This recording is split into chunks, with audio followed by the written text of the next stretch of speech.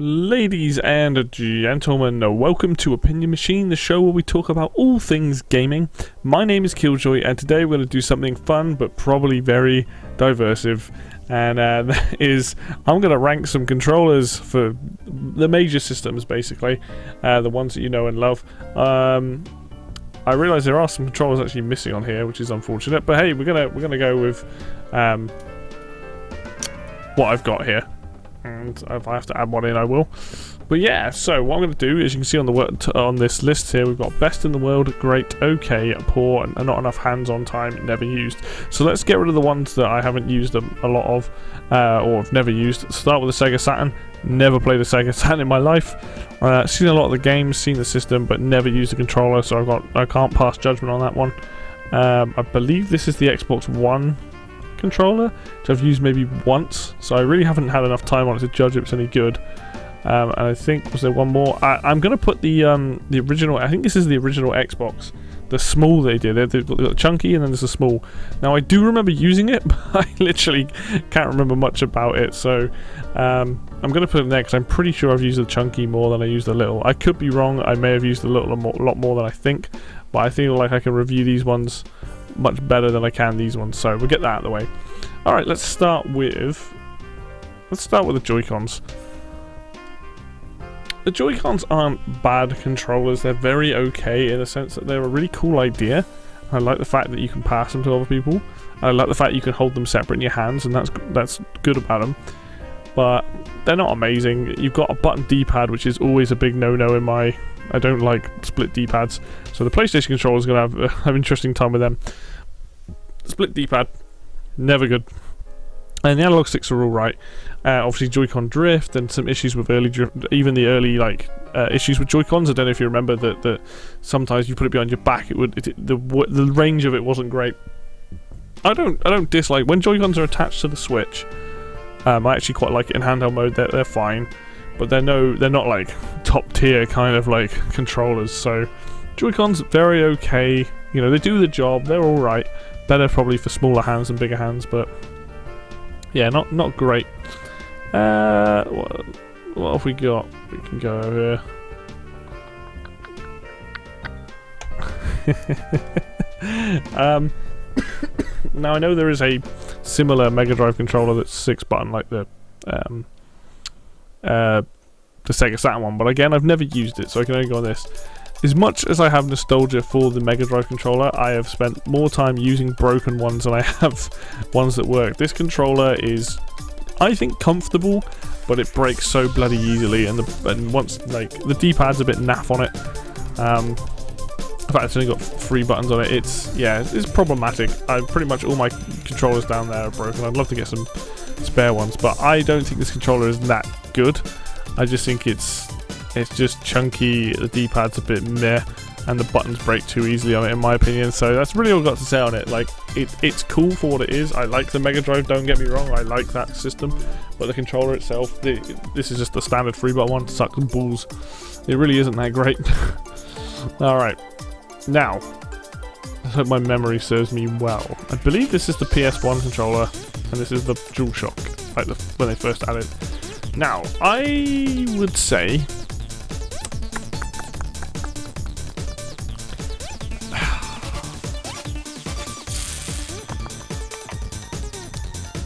I'm going to put them together. And by the way, these aren't ordered in any way, so I'm not saying the Joy-Cons are necessarily better than these, these are just the okay controllers. The original PlayStation controller I remember being firstly very light. I think I actually prefer this setup. I actually quite like it without the analog sticks, but it is super light. Like, really light. No, there's not much weight to it. So I'm kind of putting them together. This might be the PS1 and this might be the original PlayStation, the PS1 being the mini one. I can't remember, but I know that this is definitely the grey colour, so it's from that. They're alright. The triggers on these are naff. They're L and R's and L2 and all that stuff. If people tell you that they're good, they're not great. They're just not that comfortable. They're just not that good. So they're very okay controllers, but yeah, in this, I'm trying not to compare them to the other ones. I'm trying to compare everything on their own. But from memory serves, they're very light, and the L and R buttons are a bit like loose. They go in quite nicely, but they just feel loose. They feel a bit, quite literally, quite plasticky and quite cheap. So they're all right. So it's a decent start for PlayStation, but definitely not their best controller by far. Let's go on to something that is clearly probably one of the best controllers in the world, because now it is the standard for pretty much everything. The Xbox 360 controller. Absolute perfection in a lot of ways. I've got one right in front of me here. It's not, but even though it's best in the world, it doesn't mean it's perfect. Like, if I pick up the one that's in front of me right now, like, the LT and RT, really, really nice. I've never been a fan of the bumpers, I find it a bit too clicky, but the analog stick position and the buttons are nicely spaced. The D-pad on these things is awful. Like, that's the biggest problem with Xbox controllers, is that, especially this one, the D-pad's just terrible. Like, there's no defending that D-pad on it, it's not very good. But in terms of being comfortable, the buttons are big, and the triggers and the analog sticks are really, really nice, they fit perfectly. The two things that let it down are the D-pad and the bumpers. Not to say that the bumpers are awful, I just don't necessarily like them that much myself. But in terms of the actual triggers and stuff, they feel really nice. Really, really good controller, pretty much the standard for most controllers. Really going forward, and yeah, just a wonderful controller. And a decent weight to it. I like the weight of that one. Fairly good. Alright, what else have we got here? Ooh, where are we going next? I think we're going to go to this pile. The N64 controller is an interesting controller. Probably one of the most interesting controllers ever made because of how weird it is. Now, you can hold it with one hand on the D-pad and one hand on the buttons. That is completely doable, but it was designed for Mario Brothers. Or, sorry, it wasn't designed for Mario Brothers. It was designed for Super Mario 64. That was, I believe, that the whole concept, that game is based around this controller, basically. There are some cool things here. The Z button being on the back is a really cool button. But honestly, the analog stick is awful. The button layout is weird. The controller itself is weird. The two triggers don't feel that particularly great. It's actually quite a good controller for Smash 64, but overall it's just a bizarre controller, and it doesn't hold up even in this day and age. Like, a lot of these controllers you can use now and they're pretty good, but no, the N64 controller, not great. And as much as a lot of people like it, I don't think it has a lot of redeeming qualities. I'm trying to be objective about it. The analog sticks are pretty poor on this thing. Really, and just the kind of way you hold it is really the biggest problems with it. It's not a standard controller by any means. Even though I like it for certain games, it's not a great controller. Let's be honest. All right, we got PS3, PS2. Do you know, I can't remember much about the PS2. I've used it a lot, but I'm going to stick it next to the PS1 controller. I cannot remember what the changes are for this controller, or whether they primarily kept it the same. Maybe the triggers are a bit different, but honestly, if it's anything like these, where it might be slightly heavier, which is probably good. I don't know if that's I can't see on this picture. I don't know if that's a button to turn the analog sticks on. That one definitely is, because I can remember you can turn them off. I haven't really got a lot to say about PS2 controller. I know that they pretty much kept it the same. The changes started happening with the PS3 and PS4 controller, so we'll get onto those as we go along. Wii Remote and Nunchuck. I know this is another divisive one, but I actually think these controllers are great. They're not perfect by any means, but the way that they just fit in my hands feels really, really nice. I like pointer controls, and even if games didn't have it, I like the way these things handled. The Nunchuck was very comfortable in my left hand, and I like the fact that I had a lot of control with the Wii Remote. It's not the best thing in the world. It never will be. I like the fact that it had add-ons. You could use a Pro controller for it, like a Wii Pro controller and stuff, like a classic controller as well. But there is something really like relaxing about sitting back and just like holding the controllers, like similar to the Joy-Con, except I think these controllers are more comfortable. I think they fit in your hand better, bigger buttons. They got a lot of use out of it. I think part of it is just the fact that they got a lot of use and interesting uses with the Wii Remote and Nunchuck. I think they are very well made, and they fit ergonomically in your hands very, very nicely. So I would definitely say that that's one of the better controllers made. If not, you know, it is weird. Again, it's Nintendo. It's very weird. It's not like the 360 controller, which has kind of become standard. But yeah, I would say the Wii Remote and Nunchuck is one of the best combinations. But it's definitely not to everybody's taste. But yeah, it felt really relaxing to use this controller. You can just sit back, and especially games that don't use the pointer controls, you can just like have your hands in your lap, just casually playing. That freedom is actually quite nice, and it's kind of why I like the Joy-Cons as well, but this just does it better. Alright, let's go with the big boy. Oof.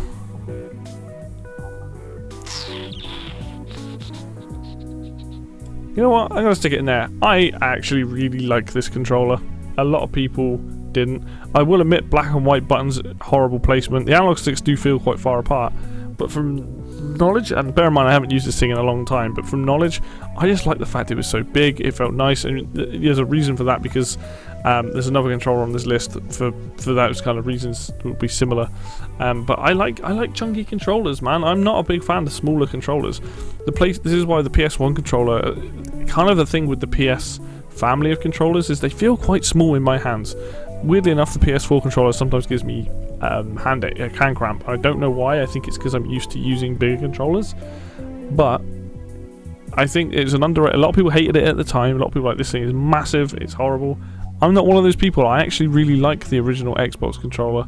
I do need to go back and use it and actually make sure, because my mind might change on those. But honestly, I think it's a really good controller. It's not perfect by any means. I don't remember how good the bumpers are, the triggers. Sorry. But I remember the buttons and the analog sticks feeling very good, but that might be something that would change if I go back and use it, so we shall see. Let's move on. Let's go to something else that's probably like best in the world. Oof. Enough of probably one of the most divisive controllers ever made is the GameCube. It's, again, Nintendo. Very crazy, very wacky. And honestly, like, the reason it's up there is purely because it feels super comfortable. The biggest flaw with the controller is the D-pad.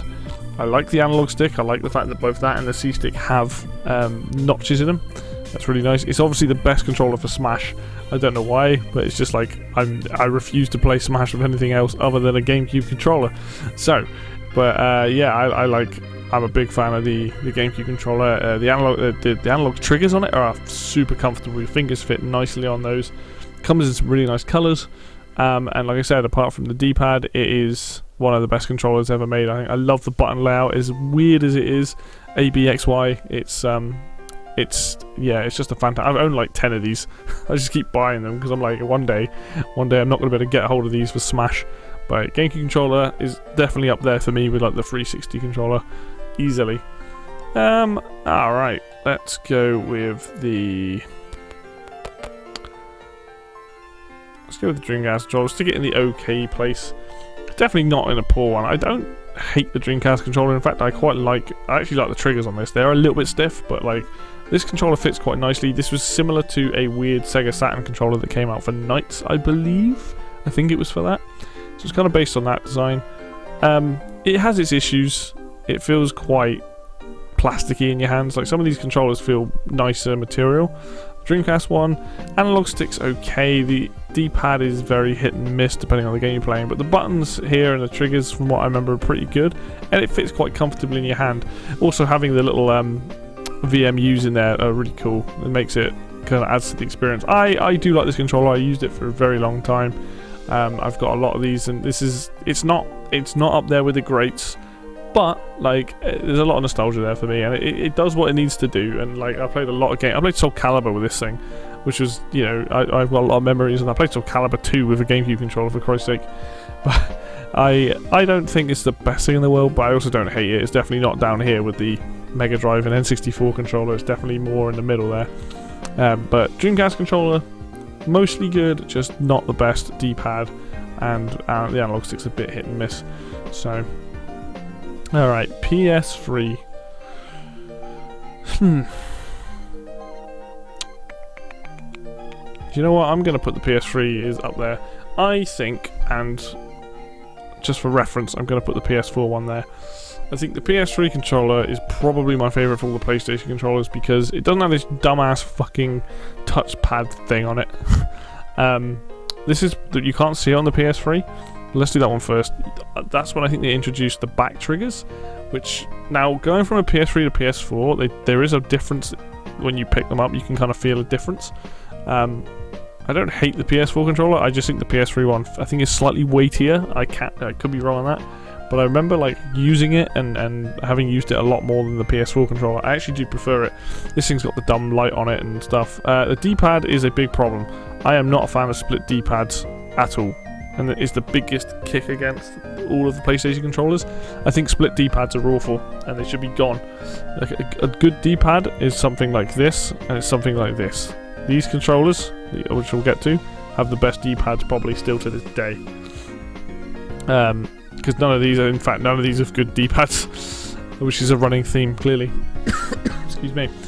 But yeah, the PS3 controller, I like what they did with the triggers. They kind of went back in on themselves. They did that with the PS4. I just think it weighs a bit more, and I think it's just a little bit more comfortable.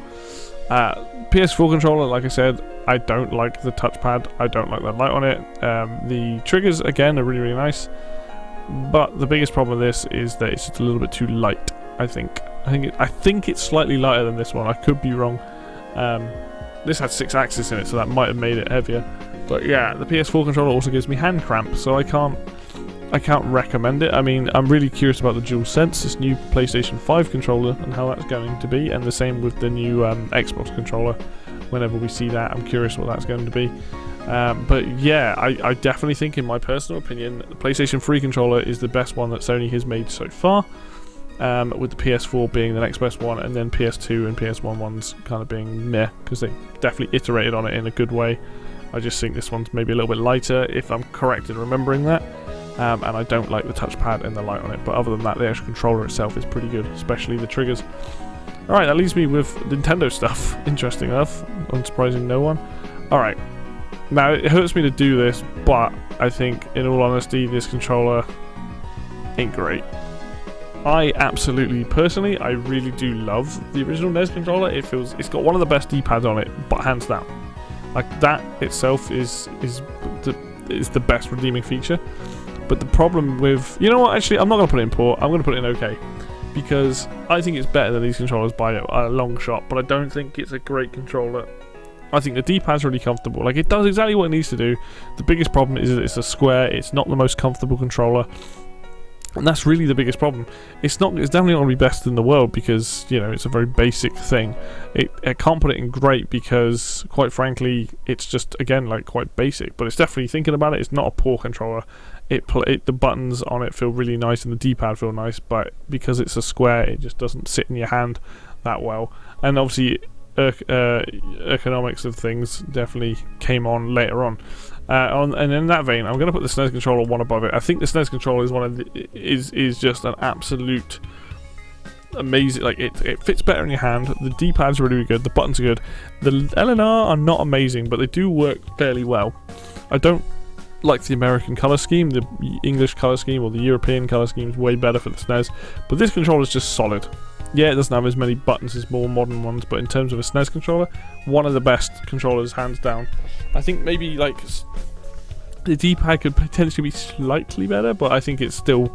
I think the NES and the SNES have the best D-pads in the world. I think sometimes if you're unlucky, get like a bit of a dodgy one. But these two, best D-pads, some of the best buttons actually. I think the SNES has some of the best buttons for sure. Nice size, nicely spaced out. And that leaves us with the Wii U gamepad and with the Pro Controller. Well, the Pro Controller is going up there. I mean, it is essentially very similar to a 360 controller. I like it. I think it fits nicely in the hands and the buttons are nicely apart. I like the D-pad on it, even though it's not... I've heard people not have the best experience with them. The triggers are digital, so they're more clicky than anything else. But what really makes this controller so good is, on top of all this, this is the first time I've mentioned it, is like the rumble. Most of these controllers, I think, have some form of rumble or can have rumble. Having HD rumble is Nintendo cooler, especially in this controller, feels really nice. This is the controller I'm used to using, playing Xenoblade Chronicles Definitive Edition at the moment, and this thing feels super comfortable for very, very long play sessions. And I think this is what it all comes down to. What are you comfortable with for play sessions? And this happens to be one of my favourite controllers ever made, to be perfectly honest, along with these others. And yeah, it just feels nice. All the buttons are a nice size. Analog sticks are really nice on it. Just a straight up solid controller. If you don't want to use the Joy-Cons, which I don't a lot of the time, this is the controller to get, or one of these. And this Smash one's an awesome design. And that leaves us with the Wii U gamepad. Now, a lot of people don't like this thing, but I'm sticking the Wii U gamepad in great. I think the Wii U gamepad is actually, because of its size, like I was talking about the Xbox controller earlier, the Wii U gamepad is one of my favourite controllers because of how big it is. It fits so nicely in your hand. a lot of the time you forget there's a screen there. You know, you've just got the 2 analog sticks, the D-pad underneath the buttons. Things are in weird places. The triggers, the trigger buttons are really, really nice. I like those on there. I like the weight of it. I like the fact that it's quite a big, hefty piece of kit, actually, to be perfectly honest. And because of that, like, I really enjoy it. I like the fact that when games use it well, like Splinter Cell, Blacklist used it really well. It's like one of my favourite games on Wii U because of it. Which does remind me that there is no Wii Classic controller. There is no Wii U Pro controller here. Which I also like, but it's a bit light, that one. And there's also no Master System controller, and there's no 6-button Mega Drive. In terms of the Wii Classic controller / Pro controller, it's probably in poor. It's all right. It's just not. It's not. They made it way better with the Wii U Pro controller, which would probably go in okay or great. That controller's pretty good. Again, it's a bit light, but it's fine. The Master System controller is very similar to the NES one, so it'd probably go in okay. But I remember the D-pad being like very weird on those, so who knows. And the 6-button Mega Drive controller I've never played, so it would go in the bottom one there. But there you go, guys. That's my opinions on these controllers. I know there's other controllers probably I've forgotten about, but these are like some of the main ones. And quite frankly, like, I think that's a fairly good split. It goes to show that the most of the systems that have been made by the big three now, I mean, not so much Sega. I think their controllers are a bit on the naff side. I mean, I probably would put the 6-button pad higher up if I had used it, but and the same with the Saturn. But honestly, like, I think that's a good split. It goes to show that over time, you know, like, they're doing better, they're making better, comfortable controllers. And I know everyone's got their own personal preference. Like, a lot of people aren't going to like the Wii U gamepad at all. They're definitely not going to like the chunky Xbox One. Probably going to put the PlayStation 2 controller much higher, you know, and swap some of these around. But yeah, in this thing, like, again, these are not in order. These 4 best in the world are not like, oh, I think this Xbox One's better than these 3. No, these are just the best controllers you can get if you've got those systems. I like recommend them 100%. So there you go. I hope you've enjoyed this video. It's something silly. It's a bit divisive, I know, but you can let me know what you think down below in the comments section. And on that note, thank you very much for watching this video. Like if you want to like it. Subscribe if you want to see more content like this. Obviously, this is one of those videos. Comment down below and just say what your favorite controller is, or like some of the controllers you like. And Facebook and Twitter links down below as well if you want to get involved in those communities. And until next time, I'll see you then.